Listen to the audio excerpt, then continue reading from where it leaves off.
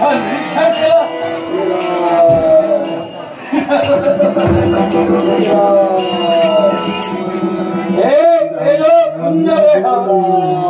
राम नामात बलात्म झाला मग याला याच्या निद्रेतून जागा काढण्यासाठी राम जय राम जय जय राम राम जय राम जय जय राम राम जय राम जय जय राम जय जय रघुवीर समर्थ जय जय रघुवीर समर्थ जय जय रघुवीर समर्थ हे भक्त सखा हनुमंता जागा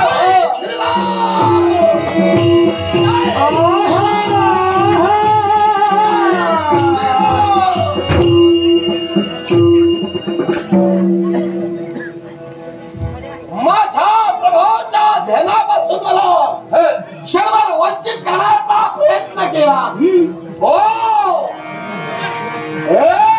नंदिकेश्वर माझ्या देहाची ओळख आपल्याला पटली देवा समाधान वाटलं हे भक्त सखा हनुमंता यावेळी नंदिकेश्वर आपल्या गडाला आपल्या धनाचं क्षणभर आम्ही विसर्जन केलं याला कारण आहे आमच्या ध्यानापासून आम्हाला वंचित करण्याचा प्रयत्न आपणच करून खरला आपण माझ्यापर्यंत आला.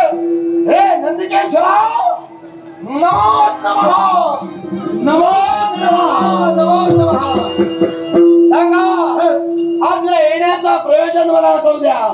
हे भक्त सख्या मी जो केवळ माझ्या शिवहत्तीत कुठेतरी अडथळा निर्माण झाला आणि म्हणून त्या अडथळ्याचा समाधान आपल्या गर्भी व्हावं असं मला वाटतंय. म्हणजे तुझ्या देवाच्या भक्तीत अडथळा निर्माण झाला म्हणून तू माझ्या देवाच्या ध्यान धरण्यात अडथळा निर्माण केलास की का? हे अडथळा निर्माण झाले मग केवळ माझ्या प्रश्नाचं उत्तर प्रश्न माझ्या यातनेचं क्षमा आपणच करू शकता आणि म्हणून या योग्य व्यक्तीला आज नंदिकेश्वर मग हे नंदिकेश्वरा जर का अशा थोर महत्वाकांक्षेनं अशा या प्रश्नाच्या उत्तराच्या अपेक्षेनं जर का माझ्यापर्यंत आला असेल तर सांग कोण आहे तुझी विवंचना देण्याकरती मी दूर केली पाहिजे. हे भक्त सखा देवाच्या दर्शनासाठी जात असताना केवळ त्यात अडथळा निर्माण झाला आणि मिळून मिळालो तो अडथळा कोणता असेल ऐकूया. रामेश्वराचं दर्शन आम्ही घेतलं काशी विश्वेश्वराला गेलो काशी विश्वेश्वराचं दर्शन घेऊन पुनश्च रामेश्वराच्या ठिकाणी स्वतःची इच्छा पूर्ण करण्यासाठी आलो. पण आमची यात्रा पूर्ण होता क्षणी नारद मुनीच्या मुखातून शब्द पडले नाही ही तुझी यात्रा आज विश्वास करते. भक्ती भावाने माझ्या देवाची भक्ती मी करत होतो केवळ सद्भावाने देवाच्या शिवपिंडीवर आम्ही सिंचन करत होतो. मग असं असताना यात्रा निष्फळ का प्रश्न आमच्या मनात त्याच वेळी नारद मुनीने कथन केलं म्हणे ज्या वेळी रामेश्वर लिंगाची स्थापना झाली त्याच वेळी भक्त सख्या हनुमंताने आणलेलं ते पार्थिव लिंग त्या लिंगाची स्थापना व्हावी अशी म्हणे आपली इच्छा होती आणि म्हणून रामेश्वर लिंगाच्या ठिकाणी त्याच लिंगाच्या समोरील बाजूस हनुमंतेश्वर लिंगाची स्थापना आपण केली. काय केवळ माझ्या रामेश्वराचं दर्शन आम्ही घेतलेलं या नंदीला या पूर्वी पाहिलं ते काय एका रावळात केवळ एकच लिंग आणि या वेळी पाहतो क्षणी काय दिसलं तर एकाच मंदिरात एकाच देवाचे दोन विग्रह. हे नंदिकेश्वरा क्षणभर या तुझ्या बोलण्यावर मला हसू येऊ लागलं. अरे वेडा की खुळा आहेस तू. या साम्राज्याच्या परिस्थितीत तुझ्याकडून ही अपेक्षा नव्हती. कारण अरे ज्या देवाबद्दल बोलत आहेस तो देव तुझा परमेश्वर त्याचे तू वाहन आहेस आता त्या देवाबरोबर ज्याचं सातत्य आहे, ज्या देवाबरोबर ज्याचा सहवास आहे, अशा त्या पुत्राला, अशा त्या भक्ताला, त्याच्या वाहनाला ही गोष्ट कळू नये की काय? म्हणजे या अशा गोष्टीपासून तू अलिप्त राहिलास. अजून घोर आश्चर्य वाटू लागलं मला. म्हणजे एवढा देव झाली, महादेवापाशी तुला एवढा सहवास असून तू फुकट गेलास की काय? अरे एक लक्षात घ्या, केवळ आज नंदिकेश्वर म्हणून त्या दोन्ही लिंगाचं दर्शन मी घेईन देखील, पण या विश्वाच्या ठिकाणी प्रत्येक भाविक भक्तगण आहे. असं असताना माझा अट्टहास फक्त एकच आहे, रामेश्वर लिंगाचं दर्शन घेतील. मग यात्रेची परिपूर्तता का म्हणून नाही? त्या यात्रेचं फळ भाविकाला मिळालंच पाहिजे. पण हनुमंताच्या लिंगाचं दर्शन घेतलं नाही, तुझा संभ्रम, रामेश्वर लिंगाचं फळ का म्हणून मिळू नये? तुझा संभ्रम मी नक्कीच दूर केलं या शंका नाही. पण ज्या गोष्टीचं मला आश्चर्य वाटलं म्हणून मी अशा प्रकारे भाष्य केलं. अरे जिथे तू म्हणालास की हे हनुमंता, तुझ्या इच्छेसाठी त्या हनुमंतेश्वराच्या लिंगाची स्थापना केली. क्षणभर माझी सुद्धा इच्छा होती, पण याच्यापेक्षाही माझ्या प्रभूची इच्छा महत्वाची होती माझ्यासाठी. अरे ज्यावेळी लंकाधीश रावण आलाय, माझ्या माईचा चौर्यकर्म केलं आणि माझ्या सीतामाईच्या मुक्ततेसाठी माझा प्रभू ज्यावेळी राम सेनेसहित आणि वानर सेनेसहित लंकाधीश रावणापर्यंत जाऊ लागला, त्यावेळी डोळ्यासमोर भवसागर दिसला. मग तो पार करण्यासाठी राम सेतूची निर्मिती केली गेली. पण तत्पूर्वी माझ्या प्रभूंना इच्छा निर्माण झाली की असं हे शुभ कार्य करण्यापूर्वी आपल्या भगवंताला प्रथम आत्मसात करावं. म्हणून माझ्या प्रभूंनी परमेश्वराला स्थापित करण्याचा निर्णय घेतला आणि आपल्या मनातील इच्छा मला पाचारण करून मला त्यांनी कथित केली. हे सख्या हनुमंता, मला भोलेनाथांच्या दैवी तत्वाची स्थापना करायची आहे आणि म्हणूनच मला ते महादेवाचं पूजन घडवायचं आहे. याच्यासाठी त्या परमेश्वराचं या ठिकाणी अस्तित्व होणं महत्वाचे आहे. आणि म्हणून माझ्या प्रभूंची इच्छा पूर्ण करण्यासाठी मागचा पुढचा विचार केला नाही. क्षणाला तोच मी कैलास पर्वतावर त्या सदाशिवापर्यंत गेलो, पण त्या ठिकाणी मला सदाशिव भेटले नाही. पण विघ्नहर्त्या गणपती गजाननानं माझी विचारपूस केली, तरी माझ्या प्रभूची इच्छा मी त्याला कधीच केली. आणि त्या विनायकाने त्यावेळी माझी कसोटी घेण्यासाठी तयार झाला आणि त्याच्या त्या कसोटीत मी उतराई होईपर्यंत मागील या गोष्टीचा विचार केला तर मुहूर्त सुद्धा टळून जात होता. माझ्या प्रभूची मला सूचना होती, हनुमंता, मुहूर्ताला महत्व आहे, वेळेला फार महत्व आहे. त्यामुळे तू जे लिंग आणण्यासाठी जातो आहेस ते वेळेतच घेऊन ये, जेणेकरून मुहूर्त चुकता कामा नये. पण या माझ्या कसोट्या देण्यातच त्या ठिकाणी वेळ केव्हा टळून गेली. विघ्नहर्त्याच्या विनायकाने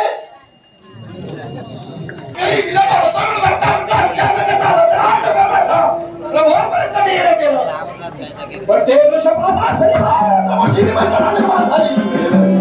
पाहतोय तर का माझ्या प्रभूंनी माझी मार्ग प्रतीक्षा करून मुहूर्त करून जाऊ नये म्हणून त्या सागराच्या किनारी असणारी वाळू एकत्रित करून तिचा लिंग बनविलं आणि रामेश्वर लिंगाची स्थापना केली.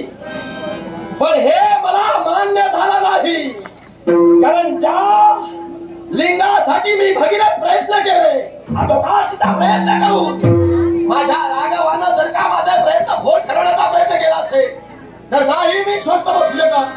म्हणून त्या वाळूच्या त्या लिंगाला प्रयत्न केला, पण नाना तऱ्हेचे प्रयत्न करूनही माझे पराक्रम फोल ठरू लागले. माझे प्रयत्न फुकट जाऊ लागले. माझ्या राघवाची लीला माझ्या लक्षात येऊ लागली. तोच नैराश्याची सावट माझ्या चेहऱ्यावर झाली आणि खिन्न वदनानं मी वसुंधरेकडे पाहू लागलो. ती नैराश्याची सावट माझ्या राघवांनी पाहिली आणि हा सकाळ हनुमंत जो आपल्यासाठी रात्रीचा दिवस करत आहे, त्या हनुमंताचं मन जर का दुखावत असेल तर हे हनुमंता निराश होऊ नकोस. अरे मुहूर्त टळून जातोय म्हणून ज्या वाळूने मी लिंग बांधली आणि रामेश्वर लिंगाची स्थापना केली, याच्या पुढे काही अंतरावर अरे माझ्या इच्छेच्या पूर्ततेसाठी कैलास पर्वतावर जे तू पाषाणी लिंग घेऊन आलेला आहेस, या सुद्धा लिंगाची मी स्थापना करी. हे माझ्या प्रभूंच्या इच्छेनुसार घडलं आणि त्यावेळी मी आणलेल्या त्या पाषाणी लिंगाची स्थापना झाली आणि माझ्या प्रभूंनी माझ्या भक्ती केल्याचा विचार केला आणि माझ्या भक्तीचं फळ माझ्या पदरात टाकण्यासाठी त्या लिंगाला महत्व ठेवलं. त्या क्षणापासून हनुमंतेश्वर लिंग म्हणून त्या लिंगाला ओळखलं जाईल अशी त्याची ख्याती निर्माण केली. काय रे, आता मी तुला असं विचारतोय, हे माझ्या प्रभूंनी घडविलं, आता शिवशंभो महादेवाला बिल्वपत्र महत्वाचं आहे, होय ना? मग बिल्वपत्र हे पाषाणी लिंगावर अर्पित केलं जातं आणि त्या रामेश्वर लिंगावर म्हणजे वाळूच्या लिंगावर गंगेनं अभिषेक केला जातो. मग जलाच्या भक्तीनं त्याला प्रसन्न करून घेतात. मग सांग, महत्वाची कोणती गोष्ट आहे? बिल्वपत्राची गोष्ट महत्वाची आहे की त्या जलाची गोष्ट महत्वाची आहे? हे भक्त सख्या, यावेळी मुद्दा हा आहे की तुमच्या देवानं तुमच्या इच्छेसाठी म्हणजे केवळ एका भक्ताच्या इच्छेसाठी या विश्वातील समस्त शिवभक्तांना आज दान पोहोचत आहे. एक लक्षात ठेवा, माझ्या देवानं यापूर्वी हे केव्हा घडविलं नाही आणि यापुढे देवाचा एक भक्त म्हणून मी हे घडवणार नाही. माझ्या प्रश्नाचं उत्तर हे नव्हे, तू मला प्रश्न केला माझ्या इच्छेसाठी त्या पाषाणी लिंगाची स्थापना केली की माझ्या भक्तीचा श्रेय म्हणून माझ्या प्रभूंनी ते केलं, हे मी तुझ्या समोर स्पष्ट केलेलं आहे. मग आता मी विचारलेल्या मला प्रश्नाचं उत्तर दे. तुला महत्वाचं काय? बिल्वपत्र महत्वाचं आहे की ते जल महत्वाचं आहे? भक्ती जशी करावी तशी भोलेनाथ कोणत्या गोष्टीवर प्रसन्न होतात, त्यांना कोणती गोष्ट आवडीची आहे? वैकुंठीच्या नारायणानं सतत नेत्रकमळ काढून ठेवलं, त्यावेळी माझा भोळा प्रसन्न झाला. माझा देव कशावर प्रसन्न होतो यावेळी हा मुद्दा नव्हे. मला वळण्याची संधी द्यावी, मी म्हणण्याचा प्रयत्न करतो. तुझ्या देवानं तुझ्या इच्छेसाठी केलं, बरोबर आहे? बरोबर. पण माझ्या देवाचा परम भक्त म्हणजे तो लंकाधीश रावण स्वतःच्या आतड्याची ज्याने तंतुबद्ध केली, माझ्या देवाला हरविण्यासाठी तत्पर झाला. माझ्या देवानं स्वतःचं आत्मलिंग त्याला दिलं. पण ज्या वेळी रावणानं ते लिंग एका भूमीवर द्यावी ठेवण्यासाठी सिद्ध झाला, तरी माझ्या देवाचा तो परम भक्त जरी असला तरी भक्ताच्या इच्छेसाठी म्हणून ते लिंग पुनश्च भूमीपासून अलिप्त झालं नाही. रावणाने ते घेतानाचा प्रयत्न केला आणि गोकर्ण लिंगाची स्थापना झाली. मग माझ्या देवाचा तो परम भक्त असूनही माझा देव त्याच्यावर प्रसन्न झाला नाही. भक्ताची इच्छा अयोग्य असल्यामुळं माझ्या देवानं पुनश्च त्याला प्रसाद दिला नाही. पण असा असताना केवळ तुझा अट्टा असा पोटी आज तुझा शिव भक्तांना त्रस्त करतोय. कारण ज्या लिंगाची तू स्थापना केली त्याचा दर्शन जर घेतलं नसेल हे सक्तीचं वखर आहे. रामाच्या लिंगाच्या दर्शनाचा महिना त्याची फलश्रुती प्रत्येक भक्ताला व्हायला हवी. तुझ्या स्थापन केलेल्या लिंगानं केवळ ती पूर्णत्वास जाईल हे मला मान्य नाही. रावणाची मोठेपणा मला सांगू नको. अरे दिवा सोन्याचा असो वा चांदीचा असो, अंधारात तो किती प्रकाश देतो त्याला महत्व आहे. भक्त किती भक्ती करतो याच्यापेक्षा त्या भक्ताचे गुण काय आहेत आणि त्या भक्तीचा श्रेय दिल्यानंतर त्याचा तो भक्त कोणत्या पद्धतीने उपयोग करतो याला जास्त महत्व आहे. तुझ्या परमेश्वरानं म्हणजे महादेवानं रावणाच्या बाबतीत विचार केला आणि म्हणूनच हा भक्त त्या योग्यतेचा नाही म्हणून त्याच्या इच्छेप्रमाणे घडला नाही. माझ्या प्रभूला माझ्याबद्दल विश्वास होता की हा हनुमंत याच्या इच्छेप्रमाणे केलं तर काही वावगं ठरणार नाही. म्हणजे आता माझं नाव त्या लिंगाला दिलं आणि त्या लिंगाची महती वाढविली म्हणून तुझ्या पोटात दुखत आहे. लक्षात ठेव. म्हणजे मला लक्षात ठेव महिमा वाढणार आहे.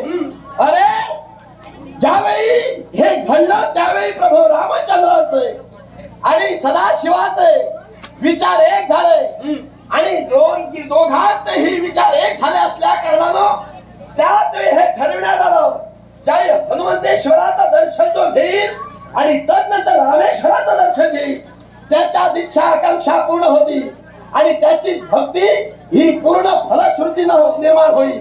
आणि जर का सरळ जर का हनुमंताचं दर्शन न घेता जर का तुझ्यासारखा जर का कोणीतरी घ्यायला ते जर का रामेश्वराचं जर दर्शन घेतलं तर ती भक्ती त्याची केव्हाही सफल होणार नाही. माझ्या देवाचं दर्शन कसं घ्यावं मग मी आता तुला सांगतोय तुझी जर का भक्ती पूर्ण व्हायला हवी तर तू माझं महत्वाचं प्रथम ते दर्शन घे नंतर तुझा कार्यभाग पूर्ण. आणि काय रे मला बोलण्याची संधी द्यावी हे तुला मान्य नाही. जरा थांब आता हे तुला मान्य नाही म्हणतोय. मग हनुमंताला जास्त महत्व देत आहे देव म्हणून तुझ्या पोटात दुखत आहे. मग काय रे महादेवाला नमस्कार करत असताना जर का नमस्कार करायला गेला पूजा अर्चा करायला देवाची गेला महादेवाची तर तुला प्रथम नमस्कार का करावा रे? काय गरज आहे भक्तांना? अरे तुला नमस्कार करून त्या तुझ्या या शिंगाच्या टोकावर अशा प्रकारे बोट ठेवून त्या परमेश्वराचं दर्शन घेतलं पाहिजे. का रे ही शक्ती का तू एवढा कोण लागून गेला? तुमच्या दोन्ही प्रश्नांची उत्तर दे मध्ये बोलू नका फक्त. तू बोलत लक्षात घ्या. ऐका प्रथमतः रावणाला तुम्ही दूषण देता पण काय ज्यावेळी रामेश्वर लिंगाची स्थापना केली या विश्वाच्या ठिकाणी त्याच्या एवढा दशग्रंथी ब्राह्मण दुसरा कुणी होता बरोबर आहे. त्यावेळेस रावणानं स्वतःच्या देवासाठी शत्रूला शत्रू म्हणण्यासाठी आणि रामेश्वर लिंगाचा पौरात्य करण्यासाठी आला. त्यावेळी माझ्या देवाचा भक्त शत्रुत्व त्याने बाजूला ठेवलं. बरोबर तेव्हा माझ्या भक्ताला माझ्या देवाच्या भक्ताला दूषण देण्याचा अधिकार बोलतो. आता जरा रावणाचा बोलतोय म्हणून मला बोलायला. अरे जातीच्या रावणाला महत्व देतोय शिल्लक आहे अजूनही बोल. राहता राहिली दुसरी गोष्ट म्हणे नंदीश्वराचं दर्शन घेतल्याशिवाय शिवशंकराला जर का दर्शन घेतलं असेल ते दर्शन निष्फळ होतं. हा जो मोठेपणा आहे तो मी मागून मिळवला नाही. तू लिंग आणलं तुझे प्रयत्न कुठेतरी वाया जातील म्हणून तुझ्या देवाजवळ तू याचना केली. हा तुझा मोठेपणा तू मागून मिळवलेला मागून मिळवणारा तुझा गैरसमज माझ्या प्रभावाने माझे प्रयत्न फोन करू नये म्हणून हे केलं. राहता राहिला प्रश्न मग तू म्हणालास की लंकाधीश रावणानं वैराला वैरी म्हणाला नाही. त्यानं पूजेसाठी पुढे आला माझ्या प्रभूंनी लंकाधीश रावणाला पाचारण केले नव्हते. माझ्या प्रभूंनी प्रकांत पंडिताला म्हणजे पूर्ण ज्ञानी असणाऱ्या ब्राह्मणाला बोलावलेलं होतं. त्यामुळे तो जो रावण म्हणून जो आला ना तो ब्राह्मण म्हणून आला होता. लक्षात ठेव, रावण म्हणून आला नव्हता. सांगता योग्य आहे. जरी प्रवृत्ती भिन्न असल्या तरी प्रकृती मात्र एकच होती. रावण जो आला ब्राह्मण रूपाने आला अर्थात त्यावेळी त्या रामाच्या लिंगाच्या स्थापनेसाठी लागणारी प्रत्येक गोष्ट अग्नीच्या सीता माईला त्या यज्ञ मंडपात आणण्यापर्यंत सुद्धा रावणाने प्रत्येक इच्छा रामांची पूर्ण केली होती. जबाबदारी होती त्याची. मी तेच म्हणतो, शिवभक्त आणि केवळ तुझ्या देवाचे भक्त म्हणजे तुझ्या हा फरक आहे. उपकार केला नाही त्याची जबाबदारी त्यांना पार पाडली आणि म्हणून प्रत्येकाच्या जबाबदारी प्रत्येकाला पूर्ण करावा हा त्याचा क्षण आहे. काय म्हणाला? प्रत्येकाची जबाबदारी म्हणजे प्रत्येकाने पार पाडावी. अर्थात मला सांग, तू तुझ्या देवाचा निस्सिम भक्त चंद्र देणारा वचन देऊन मोकळा झालास तू आणि केवळ तुझ्या वचनापोटी त्या देवाच्या बिनाला मात्र कलंक लागेल. कलंक शब्द देण्याला तू होता, देवाला कलंक कसा? कलंक कसा? एक या विश्वाचा ठाई एकपत्नी म्हणून एकपत्नी विरोध त्याने आचरणात आणलं. त्याला परस्त्रीच्या महाली जाण्यासाठी जो तत्पर ठरला, एवढंच कशाला त्याला जाण्यासाठी तू भाग पाडलं. अरे भक्तासाठी देव आहे आणि देवासाठी भक्त आहे. म्हणून या जगाच्या पाठीवर देवाधीन भक्त आणि भक्ताधीन देव हे देव भक्ताचं नातं, या नात्याचे मोजमाप सुद्धा करता येणार नाही अशी त्याची गणना आहे. त्यामुळे ज्या जागी जो उभा आहे त्यानं मी मगा म्हणाल्याप्रमाणे जबाबदारी महत्वाची आहे. मग जर का माझा देव माझ्या पाठीशी आहे तर तुझ्या पोटात का दुखत आहे? माझा देव माझ्या पाठीशी आहे बोलण्याचा मतिराचा एवढा मग माझ्या शंभू देवाच्या दर्शनासाठी या यात्रेसाठी केवळ दोन्ही लिंगाचं दर्शन घ्यावं तेव्हा ती सफल होईल ही हे सक्तीचं जोपर्यंत मला नको आहे. हे बा जे तू भाष्य करत आहे मागच्या गोष्टी विसरतोयस आणि पुढे भाष्य करत जातोयस. आता मला त्या रावणाचा बोलत आहेस, मी जर आता परत मागे जातो. नाही तर आता असं म्हणू नको पुन्हा त्या विषयाला हात घातला. आता मागे का जातो? अरे हे तुझं अशा प्रकारचं रूप आहे. मी या तुझ्या रूपाला नाव ठेवणार नाही, मी सुंदर म्हणेन. कारण ज्याच्या त्याच्या जागेवर जो तो मोठा असतो त्या पद्धतीनं या तुझ्या रूपाचा मला सुद्धा मोठेपणा आहे. कारण आज मी माझ्या सुद्धा रूपाचा विचार केला तर त्या देवराज इंद्रानं सोडलेल्या वज्राच्या आघातामुळे माझ्या या हनुवटीचे 2 भाग झाले आणि वज्र देई हनुमंत्या संज्ञेला मी पात्र ठरलो. मग माझ्या हे अशा प्रकारच्या रूपाचा विचार करून आणि तुझ्या रूपाचा विचार करून मी दोष देणार नाही. पण आता ज्या रावणाबद्दल आपण बोललो तो रावण म्हणजे प्रकांत पंडित, तो ज्ञानी माणूस होता. मग ज्ञानी माणसाला हे कळू नये की त्यांना सरळ सरळ ज्यावेळी तुला वानर म्हणून संबोधिले काय रे त्या आता वानराच्या रावणाची बाजू माझ्या समोर तू मोठी करून दाखवतोस म्हणजे लाज लज्जा शरम तुला नाही की काय? मी रावणाची बाजू मोठी केली नाही. त्या रावणाला तुला वानर संबोधिलं. ह्याला कारण आहे. मला तूच म्हणाला जो आला होता तो दशग्रंथी ब्राह्मण म्हणून आला होता. बरोबर.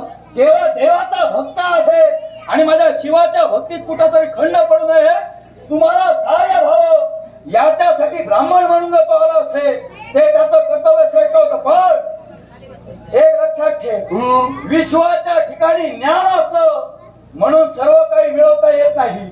जगण्याची नीती असली पाहिजे. अरे त्यावेळी तू त्याला शाप दिला त्याला की वानर म्हणून मला संबोधिला हे लंकाधीशा. मग वानराची महती काय आहे हे तुला समजणार आहे आणि म्हणून मी तुला आशा देतोय. अशाच या वानर रूपाकडूनच सर्वनाश होईल हे शब्द तुझे होते. मग भविष्यात तेच शब्द सत्यही ठरले आणि आज त्या रावणाची बाजू मला सांगतोय. सांगू नकोस अशा त्या भक्ताची मोठं मला सांगू नकोस. माझ्या देवाचा मी तरी मी तो शाप दिला. केवळ माझ्या शापेमुळे त्याच्या लंकेचे कोळसे झाले नाही.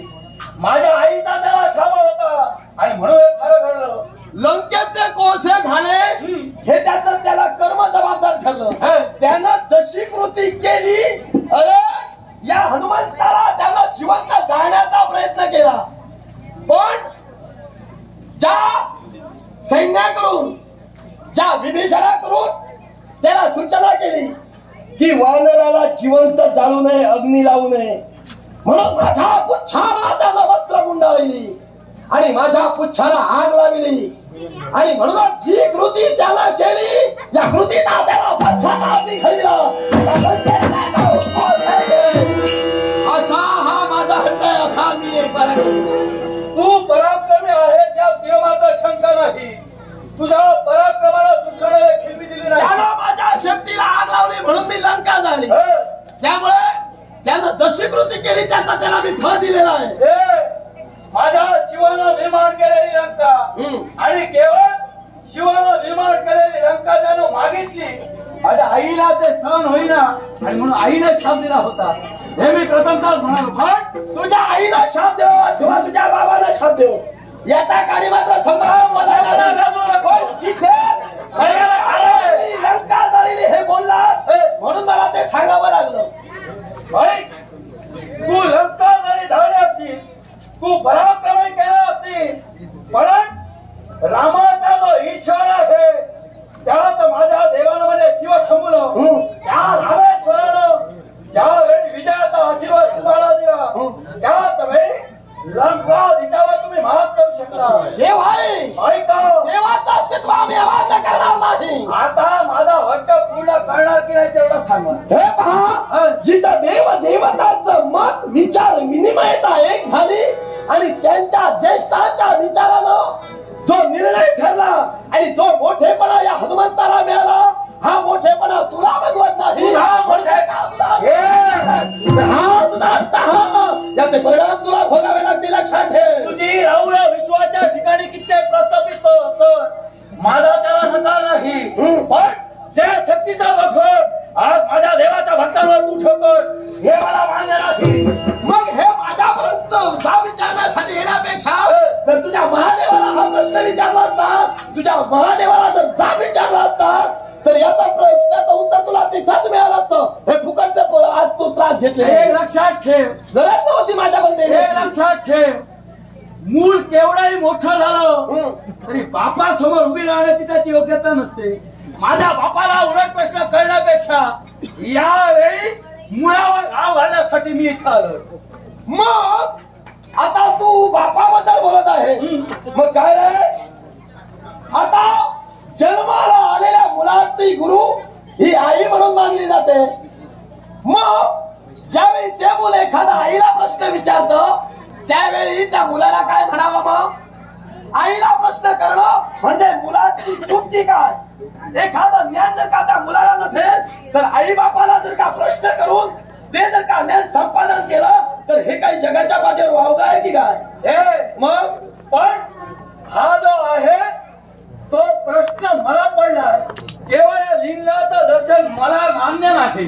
लिंगाचं दर्शन घ्यावं जरूर, पण रामेश्वर लिंगाची जर का प्रदक्षिणा या लिंगाच्या दर्शनावरून अपूर्ण राहत असेल तर या लिंगाचं दर्शन मला मान्य नाही. मग तुला मान्य नसेल हा तुझ्या मर्जीचा, तुझ्या मनाचा प्रश्न झाला. जिथं भगवंताला हे घडवलं आणि त्या भगवंताला जर का तू जाब विचारू शकत नाही तर तो तुझा प्रश्न झाला. तुला काय करायचं ते करून घे. जेव्हा तू घेऊन आला, ज्या लिंग तू घेऊन आला, अरे रामानं त्याची स्थापना प्रथम केली आहे आणि म्हणून तुझ्या इच्छेसाठी घडलं म्हणून मी तुला जाऊ विचार. मी माझ्या मर्जीला घेऊन आलो नाही. माझ्या प्रभूची इच्छा होती, प्रभूची आज्ञा होती म्हणून मी त्या भगीरथ प्रयत्न केला. माझा काय चुकलं? अरे पण वेळेचा महत्व तुला कळलं नाही.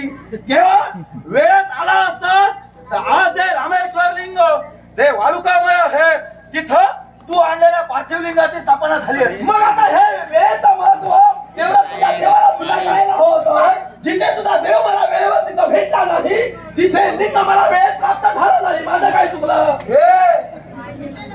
इथं चुकला. तुझा देव जाग्यावर हवा. जर भक्तिभाव असेल ना, हा. लीनतेने देवाला हाक दिली असेल, हा. माझा देव माझ्या हाकेसाठी एका क्षणातही येतो. हा. केवळ ताठ मानेनं तिथपर्यंत गेला म्हणून माझा देव आला. मग ताट मानेला जर गेलो असतो तर पाषाणी ते लिंग मला कसं काय आत्मसात झालं? गणेशाने दिलं.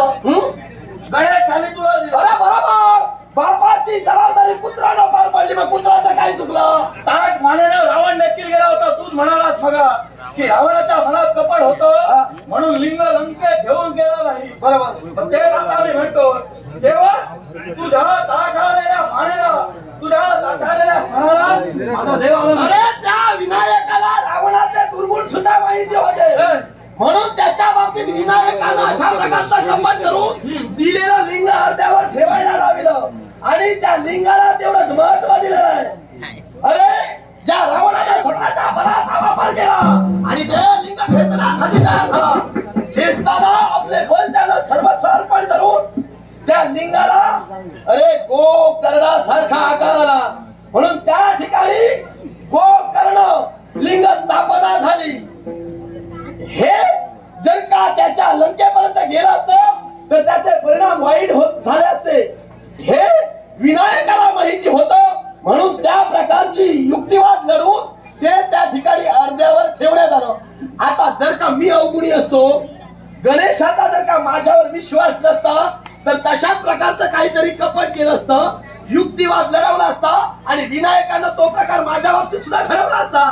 ज्यार्थी तो प्रकार घडवला नाही, मी माझ्या प्रभावापर्यंत जिथे ते लिंग घेऊन गेलो त्यावरती मी सद्गुणी आहे आणि मी माझ्या भक्तीची फलश्रुती घेतलेली आहे. तुझ्या देवानं भक्तीची फलश्रुती केली असेल, पण माझ्या म्हणण्याचा काय? माझ्या म्हणण्याचा अर्थ काय लक्षात घे.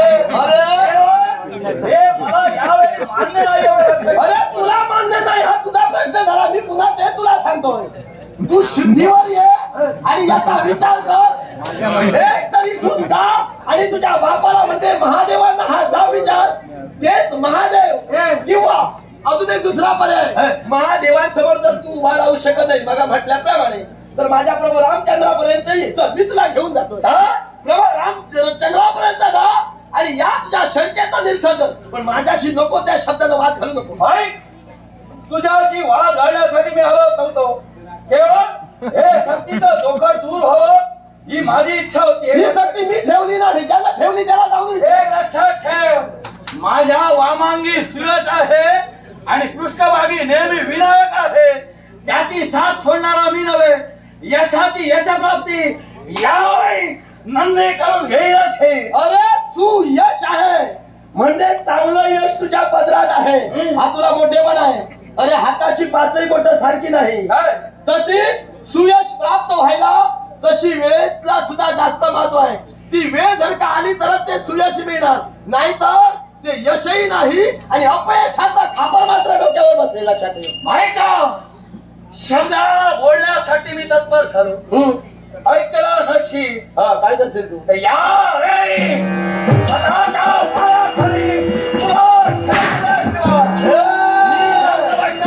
नंदिकेश्वरा, तू मागील प्रसंगाचा विचार कर. अरे हे तुझे वरचे पाडलेले आहेत त्या परमेश्वरानं, मग हे तुझे वरचे दात पाडलेले आहेत. आता जास्त जर का अकांड तांडव करशील तर खालचे सुद्धा पाडून टाक. आता ऐक, बोललास म्हणून सांगतो. माझे जे वरचे पडले त्यातून या विश्वासाठी रत्न निर्माण काय झालं? याला नाही बरे काय मला शिल्लक राहिला पाहिजे. सगळ्याची जर काहीतरी निर्माण होऊ लागलं तर तुझं जीवन फुकट होईल, तुला काही खाता सुद्धा येणार नाही. ऐक, माझं काय होईल ते होईल. माझे पडले त्याच्यातून रत्न निर्माण झाली. तुझे पडले या विश्वाच्या ठिकाणी हसमाई निर्माण होणार आहे. अरे माझा प्रवास समर्थ आहे. माझे जर का अशा प्रकारे इंद्रिय जर का पडले असेल त्याचं काय करावं हा माझा प्रभाव सक्षम आहे म्हटलं. मग माझे जे पडले त्याचा विचार तू करू नको. शिल्लक आहे विचार करायला हवा. दुसऱ्याच्या जखमाचा खपला तू प्रथमतः स्वतःच्या माझे सगळे आहे म्हणून मी विचार केला नाही. आता तुझे थोडेसे राहिले म्हणून जरा विचार केला, बाकी काही माझे पडणारे नव्हे. लक्षात दशावताराच्या निर्माणासाठी सकाळा सुंदरासाठी हा हनुमंताचा कोकाय याची तुला जर दाढी बस तर माझा नाहीला होणार लक्षात ठेव एवढा शौर्य एवढा सामर्थ्य बस शौर्य मग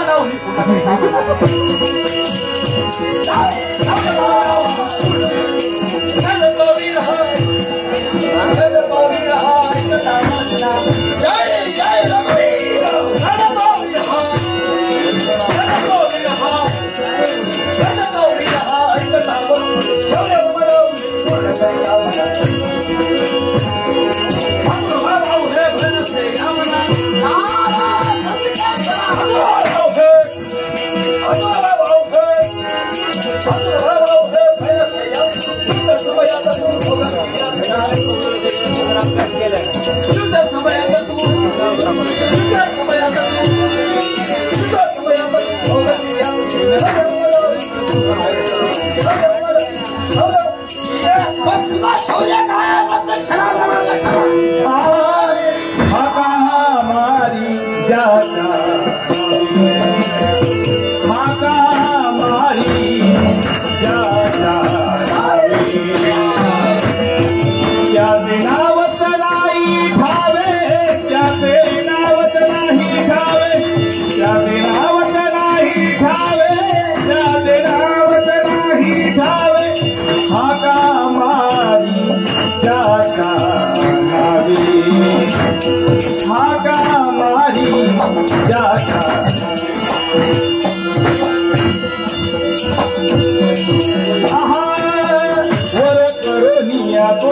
वर करोनिया कोंड सावफोडी तो प्रचंड सावफोडी तो प्रचंड हाका मारी त्याच्या नावी